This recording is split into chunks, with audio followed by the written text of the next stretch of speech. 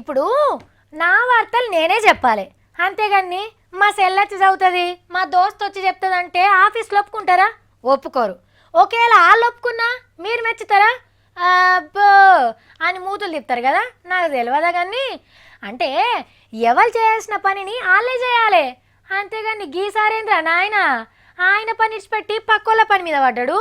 గప్పుడు తీన్ మార్ల మేమేం చెప్పినామో ఇప్పుడు బీహార్ల గదే అవుతున్నది.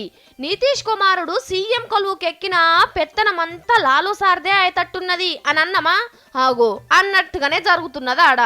మంత్రికోలు వెలుగబెడుతున్న పుత్రరత్నం చేయాల్సిన పనిని అయ్యగారే దగ్గరుండి వేస్తున్నాడు. సార్ కొడుకు తేజస్వి యాదవ్ దావకాడ్ల మంత్రి, సర్కార్ మీటింగ్లకు ఆయననే పోవాలే. కానీ వాళ్ళ నాయన పోయిండు నిన్నో మీటింగుకు.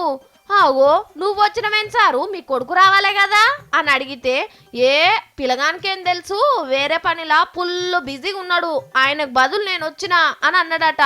మున్పు వీళ్ళు ఇంటామే రబ్రిదేవ్ మేడం సీఎం ఉన్నప్పుడు కూడా లాలు సారే కంటి సూప్తోనే వెళ్ళిండు. ఇప్పుడు కొడుకులు మంత్రులు కాబట్టి వాళ్ళు చేయాల్సిన పనులు ఈయననే వేస్తున్నాడు. ఇప్పుడు మీటింగ్లకు వచ్చినోడు రేపు కొడుకులు పెట్టాల్సిన సంతకాలు కూడా పెడుతుండొచ్చు. బీహార్ పెద్దన్నకు సర్కార్ అన్నా సర్కార్ రూల్స్ అన్నా పెద్దగా పచ్చిలేనట్టున్నది. చట్టం నాకు చుట్టం అనుకునేటట్టు అయ్యిండు. అయ్యా నితీష్ కుమారా, నువ్వేమో నోట్ల నాల్కలేని మనిషివి, ఈయనేమో ఆవలిస్తేనే గడ్డెంత మేసిందో గుర్తుపట్టే మనిషి. పుసుక్కునియ్యాల నాకు సుస్తి చేసింది, దగ్గుపర్షం పట్టిందని చెప్పినాం అనుకో, నువ్వు చేయాల్సిన పనులు కూడా ఈయననే చేస్తాడు. మళ్ళా చెప్తున్నావు అన్నతోని జర పైలం సుమా.